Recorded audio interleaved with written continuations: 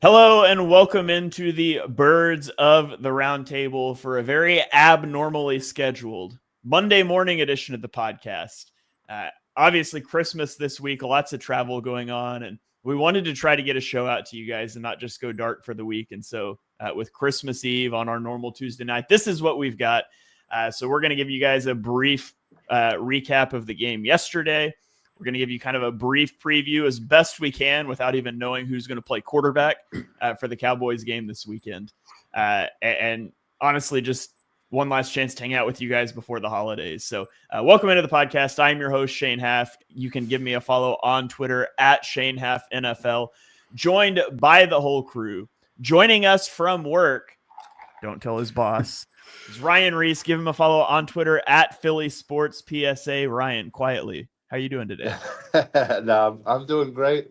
There's about 2 people in my office today, and I'm only here because my laptop broke. So I'm hoping to God the one IT person that's here can fix it, and I can save my year by getting the information off of that laptop. So here I am. I tell our followers during my podcast with Johnny, because that's during the workday for most people, don't get fired watching the podcast. Like, you can watch it later if you need to. Ryan is tempting fate podcasting from work this morning. So theoretically, I'm on PTO. So it doesn't really count, I guess, but we'll see. I'll be fine, I'm sure. All right. Also joined by David. Give him a follow on Twitter at PHL Eagle News. David, how you doing this morning? Doing great, man. It's nice seeing all of y'all on the AM, ready to discuss the Eagles' big 11th. What? No, just ready to discuss the game. But yeah, let's get into it. All right. Also joined by Dives. Give him a follow on Twitter at Mr. Crockpot. Dives, there's usually more than like 12 hours between when we do post game and do this show. I don't know how we're not going to just repeat everything we said last night, but how you doing, man? Doing well, man. Went to bed at 7:30 last night. Had a couple too many drinks during post game, but I'm not even upset about this one. I'm ready to just set it and forget it and, talk about it here and look forward to the Cowboys game. And we'll get into why. Yeah. All right. Got several guys already in the chat commenting. Anthony says, good morning to 4 of my favorite people. Q says, pin poll in the AM is awesome. We got Coach Lombard saying, what's up, guys? Welcome to the chat. Let's dive into it. So the Eagles lose to the Commanders 36-33.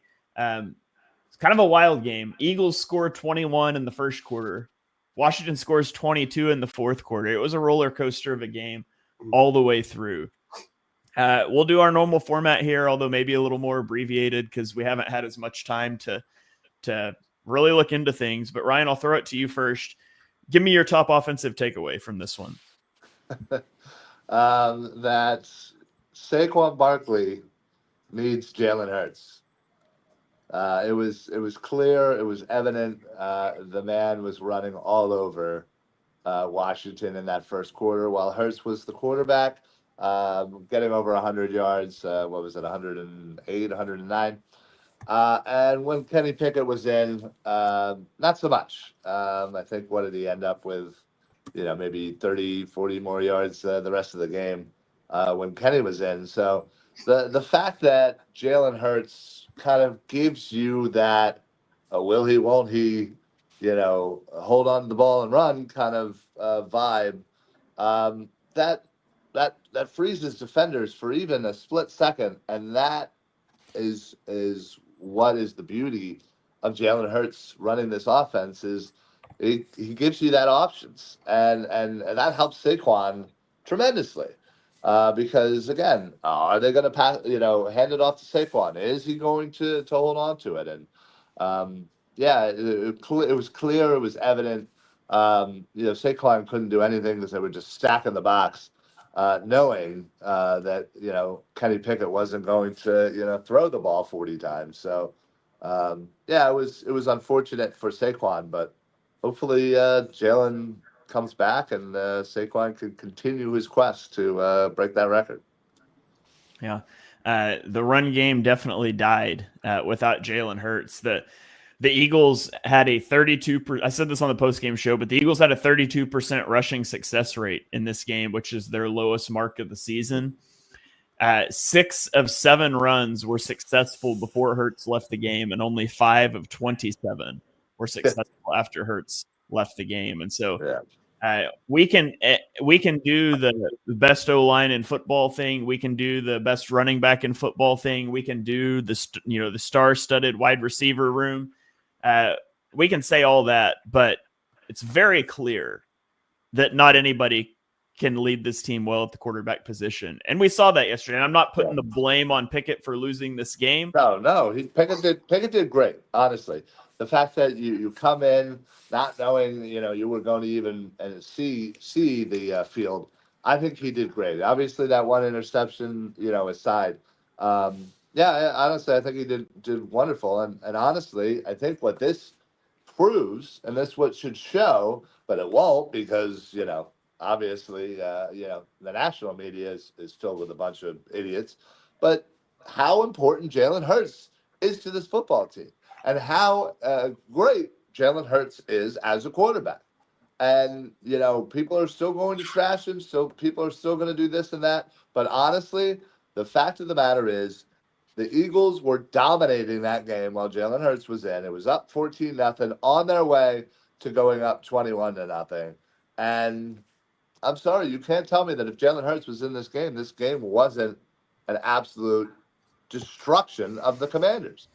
They looked lost. They didn't know how to handle Jalen Hurts. So I just hope that people who love to trash Jalen Hurts are going to shut the hell up. Yeah, it's not a Jalen Hurts carried by an elite offense around him. He has an elite offense around him. It's the rising tide lifts all boats situation, and that didn't happen yesterday. So, David, I'll throw it to you next. Give me your offensive takeaway from this one. Yeah, I agree with Ryan. I mean, it was the absence of Jalen Hurts and how it was felt throughout the rest of the offense. Also, Hurts had 3 carries for 41 yards and before he left the game too. I mean, he was a threat that they couldn't stop as well. The Eagles had 263 yards at halftime and only had 75 the rest of the game. I mean, that is very telling. I also thought the offensive line played a little uninspired after Jalen left as well. I mean, everything wasn't just on Pickett, and I think some of the play calling, I think they should have used more of Pickett's athleticism. He is not just a standing duck back there. He's not a statue. He is pretty athletic. He can move. They could have done some bootlegs. They could have continued with the few RPO efforts, but they never did. So I thought the play calling got a little stale after Hurts went out. I think the O-line played a little uninspired as well. Again, I think this is one of those games you can just flush it and forget it. I don't think it really matters in the grand scheme of things. But for everybody who always questioned what Jalen Hurts brought to the offense, I think you saw that on full display yesterday. Yeah. Dibes, what about you? Yeah, that's where I was going to go. I was going to go offensive line. Landon Dickerson, I thought, had some struggles there. We're used to kind of seeing the Eagles' offensive line just impose their will on people, and they didn't. They really struggled. We talked, in fact, I'm pretty sure, Shane, that was your second half adjustment during the halftime show. The offensive line had to cement their will for this Eagles team to win. And long story short, Kenny Pickett did enough to win, but Saquon only had 27 yards in the second half, something along those lines on 16 carries. It wasn't good enough, but for me, it starts on the O-line. I thought Washington played pretty well in the trenches, and major shout out to them. But offensively, I could go Devontae. I don't really want to go there. I think the bread and butter of this Eagles offense is the offensive line, and it just wasn't good enough. Yeah, on his final 22 carries of the game, Saquon gained -4 yards before contact. I think there was nothing for him to no space for him to run. Yeah. I think what Washington, and it might have been Philly as well, but I think Washington really took out the Eagles on first down, and they really struggled there, and that was a huge difference getting into his third and longs. And credit to Pickett for converting a lot of those in big situations late in the game. But I thought Washington did a great job just really stopping Saquon on those early rundowns, and that just it was just a massive cluster F with what this offense is used to doing during the second halves. Yeah, I didn't think there was enough done after Hurts went out of the game to really adjust offensively. I was pretty disappointed. And now, granted, I'm saying this having not watched the all 22 because sometimes those opinions change. So understand this is a reaction. We're recording Monday morning, not Tuesday night, but it just felt like you were going to run the ball on first and second down with Pickett in the game, and yet the Eagles continued to go heavy and pack the box, allow Washington to pack the box with tight ends that can't block. And Calcaterra is a plus in the pass game. But when the other team knows you're going to run, you can't put that guy in the box and ask him to be able to seal off blocks with no real threat of a pass. And I just thought, I thought the Eagles should have gotten under center more, used some bootlegs. I mean, Pickett's got some mobility. He's not super mobile, but you can roll him out on a bootleg. And I mean, he had the one play. It wasn't a bootleg, but he climbed the pocket and pump faked and got the ball to Devontae Smith for the first down. I thought you could have made things harder on the defense that way, or even just putting extra receivers on the field and spreading them out. Because you don't have to block the linebacker out of the box. If you just take the tight end off the field, the linebacker comes off with him. So I didn't love the way the Eagles approached that 3rd and 3 down in the red zone where they called the Wildcat pass for Saquon. It's trying to get too cute in that situation. If you're going to run a Wildcat play with a pass, maybe don't do it inside the 5-yard line. Maybe do it at midfield, where there's actually room to burn somebody. I wasn't impressed. And you're playing with a rough hand when you're dealt a rough hand when your quarterback goes out in the first quarter. There's only so much you can change on the fly from what you've installed during the week.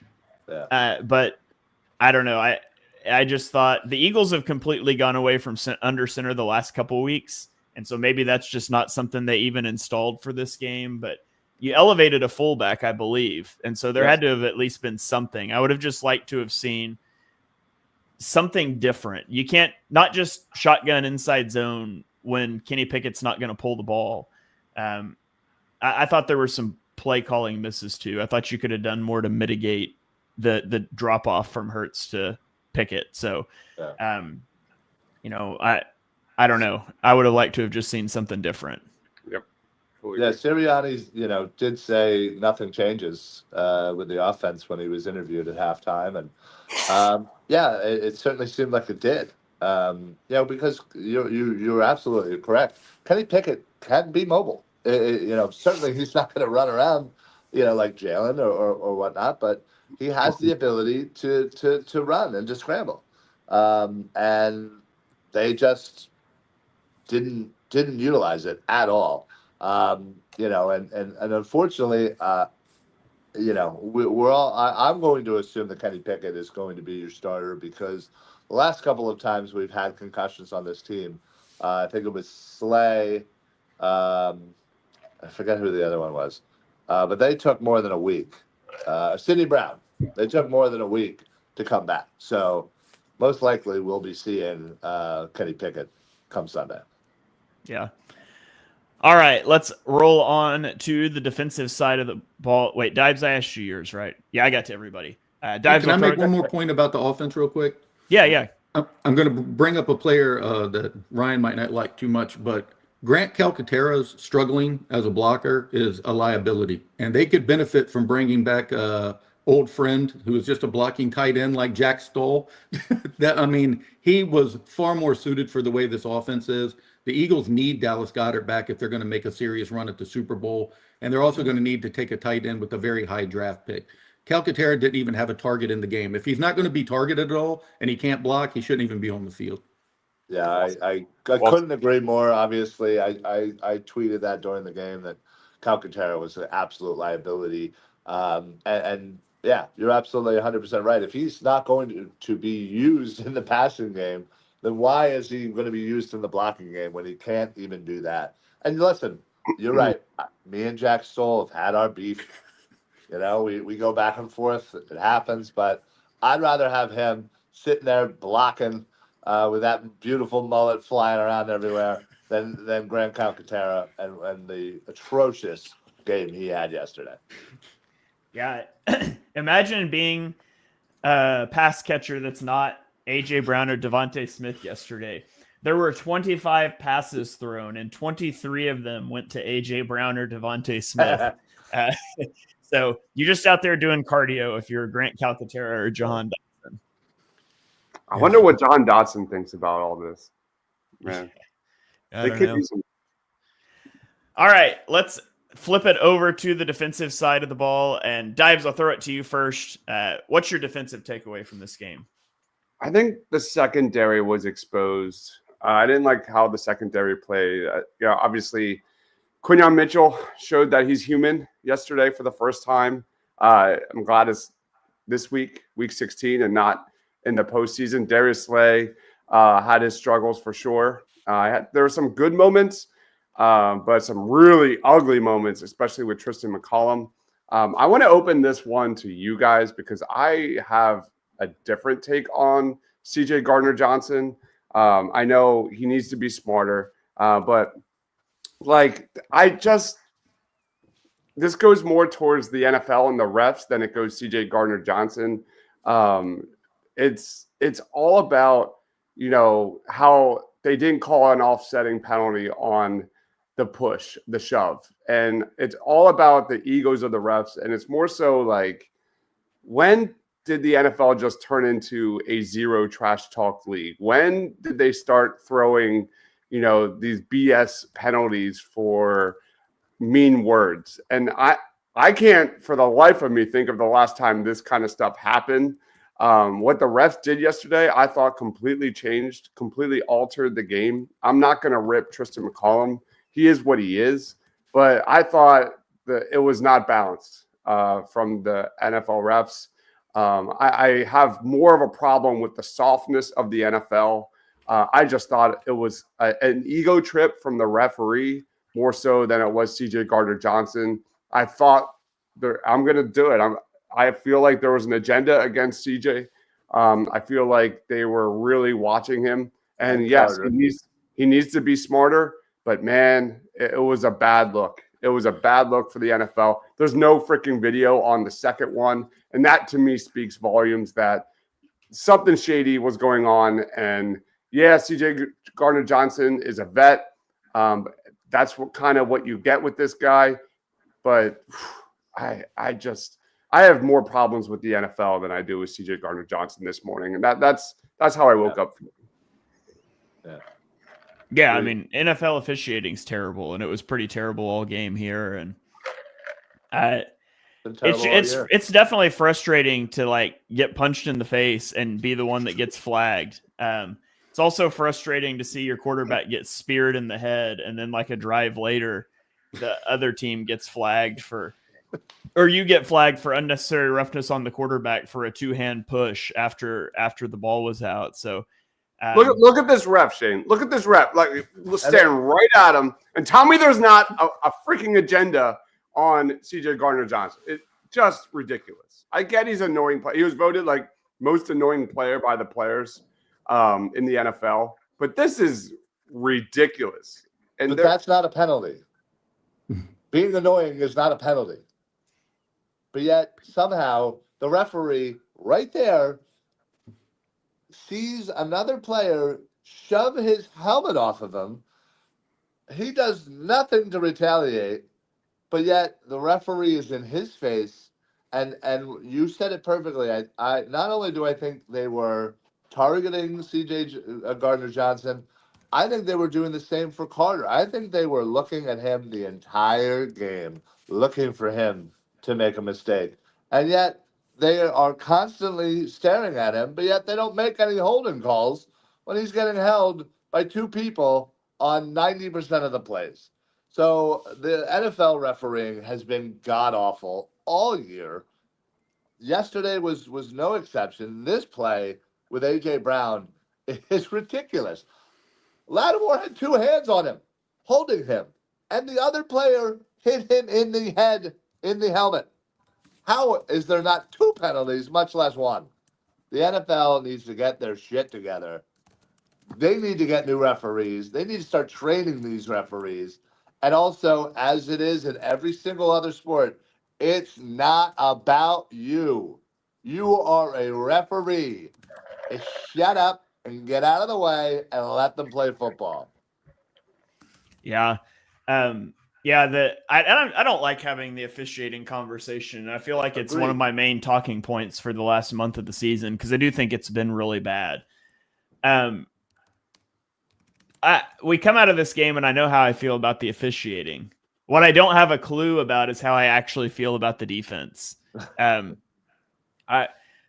told you guys this off air, but for the listeners, my son asked me last night, we were talking about the game and he asked me, he's 9, super into football now. We had to have the talk yesterday about stop being so dramatic and don't let a game ruin your day. Cause he was like being distraught after the game and is like, listen, don't let a football game ruin your day. Go enjoy the rest of the afternoon. Like it's just a game. If they're not fun, then we don't need to do this. So it's frustrating to lose, but let's not let it ruin our day. And so good learning moment for him. But he asked me when we were kind of debriefing the game last night at dinner, he was like, was the defense good or bad today? And I was like, that's a great question because you force 5 turnovers. That's a good day in the office. You give up 36 points, 22 of them in the fourth quarter. That's a bad day in the office. You do those 2 things in the same game. I have no idea what to say, whether you were good or bad. But I look at this game and I do think I feel like, and again, I haven't got to watch all the film and stuff, but I feel like the defense got rattled in this game because the defense has been so good in like their communication and their route distributions and things like that throughout the season. And that wasn't there today. And that's not just like Chauncey Gardner-Johnson's off the field and Tristan McCollum's on the field because the bus the bus weren't all McCollum. Like they were kind of everywhere. It sort of felt like to me, the defense felt a lot of pressure once Hurts went out of the game and they got some turnovers that didn't lead to touchdowns that led to 3 points. And it felt like things sort of got away from the defense. And there's a lot of young guys on that defense. Quinyon Mitchell, Reed Blankenship, or not Reed Blankenship. Well, Reed Blankenship is young, but Quinyon Mitchell, Cooper DeJean. It felt like things sort of snowballed and it got a little chaotic for the defense. And ultimately, the hope is you get into a playoff game with your back against the wall now, and there's this temptation to panic a little bit, and you can draw off of that and be like, no, we've been here before, and we let the emotions get in the way, and it cost us a game, and we do better next time. So I did feel like the defense, Washington did a really good job offensively when Jaden Daniels wasn't throwing interceptions and they weren't fumbling. Like that, their offense did well when they weren't turning the ball over. I felt like the Eagles defense sort of let the moment overtake them. And you see that with teams with a lot of young players. My ultimate hope is that's a learning experience and it doesn't happen now in the playoffs. Dibes, what do you have? Can I interrupt real quick? I want to throw it to Shane on this one because you're way smarter than I am. Why the hell did Vic Fangio blitz so much yesterday? Coming into yesterday, Jaden Daniels, his passer rating is 107 against the blitz. They blitzed more than they did all season yesterday, and I don't understand it. Do you have any answer to that? Well, I know they got the one interception when they blitzed. The interception where he sailed it that Reed, I think it was the one Reed intercepted. They brought pressure off of an edge, and so that's probably part of it. I think a big part of it is Brandon Graham, Bryce Huff, both on IR. Josh Sweat leaves the game with an injury. You feel like you need to get pressure on Jaden Daniels, and your top 3 edge rushers are out of the game. And so, you've got linebackers that are good blitzers. I would assume that's why he did it. I don't know that it's the button that I would have pressed, but the Eagles are in an unfortunate spot where they've stacked a lot of injuries at pass rusher. And, obviously Graham's done for the year. I think Sweat is ultimately fine. I think, and you have Bryce Huff that's hopefully coming back in the next week or two. So hopefully that's better. But yeah, there's no doubt. And also there's a thing about scrambling quarterbacks that we've got to be concerned a bit about now, because if you look back, like the Eagles haven't played a lot of really good scrambling quarterbacks this year, but the last 2 they played are Lamar Jackson, who rushed for 79 yards against them, and Jaden Daniels, who rushed for 81 yards against them. And it just felt like every 3rd or 4th down was a clutch Jaden Daniels scramble. And so that's something that, you got to think about going into the postseason. Like you're likely matching up, you're likely drawing Washington in the postseason at the beginning. Now, there's not a lot of other scrambling quarterbacks in the NFC. Jordan Love, but he's less scrambler, more improviser, I would say. Jared Goff's not. Sam Darnold's not. Michael Penix, if they make the playoffs, is not. So Baker Mayfield's not. I mean, Baker Mayfield can move, but so you have there's one good scrambler that you're going to have to face in the NFC side, and that's Jaden Daniels. And he just dominated you on 3rd and 4th down. And so that's something they're going to have to figure out and key on. And then, of course, if you make it to a Super Bowl, you got Josh Allen and potentially waiting there, Lamar Jackson potentially waiting there. So that's something I would keep an eye on. Well, they don't really play a scrambler down the stretch, but it's something to look for in the playoffs. Eagles fan has a great comment. They should start finding the refs just like they do with the players. More so, like we talked about the Jalen Hurts one. Like, how about the chop block on Jordan freaking Davis, which took him out? Like, it's now starting to hurt guys. And I fully agree with this comment. Like, their accountability needs to be held on both sides of the coin. Yeah. Think about how many times after the fact they fine a player, but yet during the game there was no penalty. Like, that right there shows you that obviously there was a missed call. And yeah, the referees need to be held accountable. But as far as the defense, I think they were. Shane said it perfectly. Their backs were against the wall. They let their emotions kind of take over, and this player went out, and then this player. They had about 4 or 5 guys, maybe even more, that missed some time during that game. And again, you have that combined with the fact that the pressure is now all on you. As your offense has taken a hit due to the injury to Hurts, and I think this is a great learning experience. It's something that they could draw on. I also think that personally, I wasn't a fan of this win streak heading into the playoffs. That would have been 13 games going into the playoffs, and that's again more pressure, added pressure that didn't need to be there. So in a way, I'm somewhat okay with this loss because again, there was a lot of factors that came into it. There was some learning experiences that can be drawn from this. The pressure of the win streak is now gone. And, again, hopefully nobody is significantly hurt and we can just move on to Dallas and hopefully just clinch everything there and, whatever, rest guys for New York. And that should be hopefully the goal as we, cinch up the 2 seed. For what it's worth, I'm fairly certain the block on Jordan Davis is a legal block. It's dirty potentially, but you can go low on a defensive lineman inside the tight end box as long as somebody hasn't engaged him high. If somebody engages him high and you hit him low, that's a chop block. But I'm pretty sure you can cut block like that as long as he's not engaged high. So it sucks, but I'm pretty sure that's a legal play. That should hopefully be a penalty in the future. Yeah.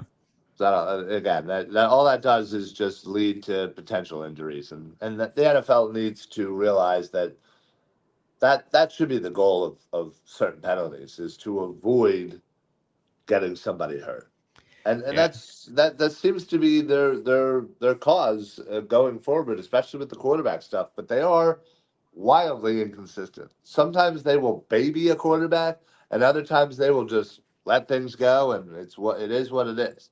So there needs to be some consistency, and I think we can all agree it's been one of the most frustrating things is the consistency on both teams getting the same calls. That's where the problem lies, and it's not happening, and it's across the league. Yeah. All right, let's keep rolling here. David, give me your top defensive takeaway, unless it's about the officials, and then give me your second defensive takeaway. No, it is not about the officials. Sirianni said during half that nothing was going to change, but I think the offense and the defense both were chasing it after Hurts went down. Fangio blitzed far too often, like y'all mentioned. The defensive struggles in the red zone were very uncharacteristic. I believe they scored 3 touchdowns in 4 trips there. And they have had trouble stopping not only running quarterbacks, but kind of twitchy type quarterbacks in the pocket as well. They've been elusive for them to get to this season. They blitzed, like you said, 40% of the time on his dropbacks, which was a little, uncharacteristic as well. Sirianni, after the game, said they were sloppy, as far as the penalties and too many men on the field and with the fundamentals. But some of that comes with a lot of new faces on the field. I mean, Jalix Hunt played a whole lot of snaps yesterday, like around 40 of them. Tristan 36. McCullum had to come in for, CJ. So there was a lot of reasons for that, and it wasn't just what the Commanders did. It was also, it just seemed like the defense was chasing its tail a lot yesterday. But there were some positives as well. Zach Vaughn forced his 5th fumble of the season. I think that's the second most in the NFL. His All-Pro quest is still fully intact. Slay gave up one big play, but he was also very effective yesterday. He had 7 tackles, 3 PBUs, including the tip pass that Blake Blankenship picked off. I mean, he's been huge for this defense, and when he's not on the field, you've seen the difference. Many people counted him out, but they're much better with him on the field, if nothing else, from his play, also from his mentorship. So, I just think this is one of those games you can just flush it down the toilet. Jalen Carter, I mean, unbelievable again.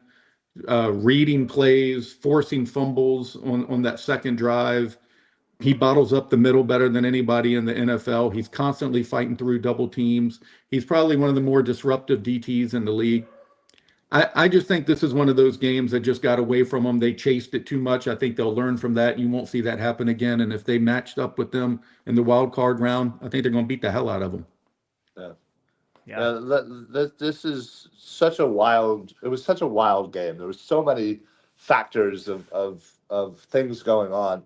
But this is only the second time in the Sirianni era where they've had more than a +1 in the turnover battle that they've lost. So just to show you how wild and crazy that's been, anytime they've been at least a +1, they've only lost one other time, and this was the second one. So it's just a strange game considering they got 5 turnovers and they still managed to lose at the last second. And it's another reminder that the biggest obstacle the Eagles will face in getting to their second Super Bowl appearance in 3 years is health. Mm-hmm. And themselves. Yeah. All right. Let's keep rolling on. I don't even remember what's next. I don't have my notes. Player of the game. Let's go player of the game. David, I'll throw it to you first. Give me your player of the game from this one. Oh my Lord. Jake Elliott for making 4 or 5 field goals and maybe assuaging some people's fears. He missed the 56, but he did hit a 50. He made the kick to take what should have been the game-winning lead there at the end. He was clutch when you needed him. He's taken a lot of crap this year, but they are going to need him, and they're probably going to need a 50-plus yard field goal in the playoffs to finish where they want to be this season. So, yeah, I'll give him the player of the game for coming up clutch. It's just unfortunate the defense couldn't hold it for him. Yeah. I would love to know what was going on with kicking in this game. Like Elliott missing that 56-yarder, but it was short, and then like constantly kicks dropping at the 10. That was just weird. I would love to know what was going on with kicking distance. The winds seem to be wild. Just you're looking at some of those kickoffs. The ball was just, wavering all around. So I'm assuming the wind. Yeah, assuming the wind was a big factor. I think that 56-yarder. What I think was more positive out of that, the fact that he did miss it, but the fact that it was straight. It was like I don't fear Jake Elliott's leg. Like, he's obviously got power in his leg. It's been the accuracy that's been the problem this year. And the kicks yesterday were very, very accurate. So that's what I was happy about with Jake. Yeah. All right. Dibs, I'll throw it to you. Give me your player of the game. You're muted. Yeah. My bad. I could easily say AJ, but I'm going to go Frankie Luvu. 4 tackles. He had 3 run stops. And he had a cheap shot on Jalen in the head, sliding down. Some serious loser shit. And Frankie Luvu gets my nod. All right. Ryan, your player of the game. Oh, wow. It's tough to follow that one. Jesus. I'm going to go with Kenny Pickett. It's always very hard to just come into a game mid-game, especially, considering hasn't really played or done anything really this year. So I'm going to give him, he managed to keep the Eagles in the game. Was he great? No. Was he perfect? Absolutely not. But, he did enough. He did enough to keep them in the game. And again, we'd be completely talking a different story had Devontae made that catch. Just like last time with Saquon, it'd be a different story if he had caught that ball. So things happen, but I think Kenny Pickett deserves a little praise for keeping the Eagles in that game and trying to get them to win. All right. I'll go Darius Slay. Slay got burned on the one where he looked inside and the ball went over his outside shoulder on the long touchdown drive early in the game. But it's probably the most impactful game that Slay's played in a long time. Like David mentioned earlier, he had 3 pass breakups. He had 2 defensive stops. He got a hand on the ball that Reed Blankenship intercepted that should have ended the game if the Eagles could have picked up a first down. He missed a few plays with injury again, and it seems like he's getting banged up every week, which I'm still very much concerned about going into the playoffs, and I hope he can stay healthy. But I thought Slay had a really good game, so I'll give him player of the game. So, all right, let's flip the page and let's talk about the Dallas Cowboys game coming up this weekend. And so as the situation stands now, there is a hypothetical, theoretical shot the Eagles could get the 1 seed, but it's not going to happen. So let's talk about the 2 seed. To get the 2 seed, all the Eagles need to happen is to not lose both of their games. Well, there's balloons flying in Ryan's background again. That's the second time that's happened. And we still don't know how he does it. But so that's in the final 2 games. If the Eagles get 1 tie or 1 win, they have the 2 seed. If the Commanders get 1 tie or 1 loss, the Eagles have the 2 seed. It doesn't matter if Minnesota or Green Bay finishes with a better record than the Eagles, but a worse record than the Lions, because the division winners get the top 4 seeds. So the Eagles are highly likely to get the 2 seed.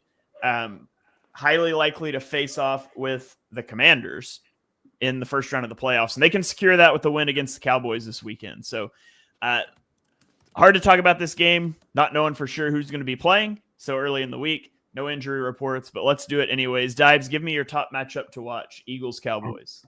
I mean, the obvious one is who the hell starts at quarterback for the Eagles versus the Cowboys pass rush. Baker Mayfield was running for his life last night against the Cowboys. 4 different Cowboys players recorded a sack. They were very good at getting into Baker Mayfield's space. They held the Bucs. The Cowboys defense held the Bucs to 24 points with consistent pressure. So, I mean, that off the top of my head, Parsons and that pass rush against probably Kenny Pickett is going to be a problem. All right. Pass rush against Kenny Pickett. So assuming he's the one that plays. David, what do you have for top matchup to watch? I have the Eagles defensive backs versus Cooper Rush. He had a pretty good game last night. He almost threw for 300 yards, had a touchdown. Obviously, CD Lamb has always been hard to cover. But I think that Quinion gave up his first touchdown, and I think you will see a more motivated play from him in the coming weeks. He did not like how that unfolded yesterday for him. He was riding high, and I think he got humbled a little bit, but I'm not so sure his personality feels like he got humbled. I think he's more angry. So I'm looking forward to that matchup with them. Dallas does, have a lot of weapons. They have CD Lamb, Brandon Cooks, Jake Ferguson. They will pose some matchup issues for the Eagles, especially if it's Kenny Pickett, as his counterpart going against Cooper Rush. So I think that'll be the tail of the game right there, is if the Eagles defensive backs get back to shutting down the opposing receivers, and then that everything works in tandem. Then the pass rush gets home at Cooper Rush. So I think that's probably one of the bigger matchups to look forward to. All right. We've got quarterbacks on both sides as a matchup to watch. Ryan, what do you have for your matchup to watch? Yeah, I'm actually going to go with Kenny Pickett versus the Dallas defensive backs. They've been very good actually this year, and they're great at taking the ball away, and Bland is flying around there playing really good. So it'll certainly be up to Kenny to kind of navigate the very good Dallas Cowboy pass defense. So that's what I'll be watching. All right. I'm going to go Rico Dowdle against the Eagles front seven. So Rico Dowdle had a rough game against Tampa Bay. He only had 23 yards on 13 carries. But prior to that game, he's been on a tear. Yeah. Both going into yesterday, he had rushed for 478 yards in the last 4 weeks, and only Saquon Barkley had outrushed Rico Dowdle since week 9. Now, obviously, he had a rough game against Tampa Bay, who does have a really good defensive front that challenges the run. Also, I didn't get to really watch that game yesterday, but I would imagine they were stacking the box a lot, and that probably contributed to Cooper Rush's passing numbers. And so, I'm not scared of Cooper Rush. The Eagles dominated the first time they played them, but the Cowboys weren't using Rico Dowdle like they are now, and he wasn't running as well when he was used. And so can the Eagles defense bounce back and contain Dowdle, who I think he's had a really good season once they've started to use him more without overcommitting and opening things up for Cooper Rush to make it easier. And the Cowboys are going to be trying to answer the same question, assuming it's Kenny Pickett. How much, can they slow down Saquon Barkley without just making it super easy for Pickett to throw the football? I think you're probably going to see a real run heavy game, a lot of stacked boxes in this one, in the battle of what is potentially going to be 2 backup quarterbacks. But hopefully the Eagles can get the win in this one, and then you can just rest the starters. Or not, I mean, you can't rest everybody, but rest the key guys. Get Saquon out of there. Get Jalen Carter off the field and get him some rest heading into the playoffs. So that's my top matchup to watch. Let's go score predictions. This is the earliest in the week we've ever done a score prediction, and we're not going to do our player props and stuff this week just because it's way too early for that in the week. But score predictions, Ryan, I'll throw it to you first. Give me your score prediction. Yeah, I'm going to go with 24-18 Birds. Obviously, it's going to be a lower scoring game. I think there's going to be a lot of reliance on the run game for both sides. So look for Saquon to have himself a nice day, and get a couple touchdowns, and get a nice victory and head the heck out of here with the division. All right, David, what do you have? I'm going to go under the assumption that Jalen is going to come back in time to play this game. And I'm going to go 27-10 Eagles. I think they bounce back, and then he can take a seat in week 18 and get his bye week. But 3 weeks of not playing Jalen Hurts before the playoffs would not fare the best. So I think they're going to do everything they can to get him on the field. I don't think it was a severe concussion from what I've read, that it was a determination for him not to go back in the game. So I think he'll be ready to go. All right. Dives, what do you have? Would love that. I do think Kenny Pickett will be the starter.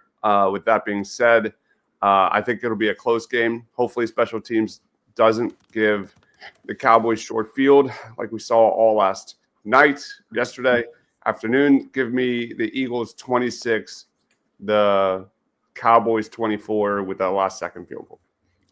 All right. I'm going to pull a Dibes and give you 2 score predictions. So my Kenny Pickett is the starter score prediction is going to be 21-10 Eagles. No, we'll make it 21-13 Eagles. So if Kenny Pickett's the starter, the Eagles win 21-13.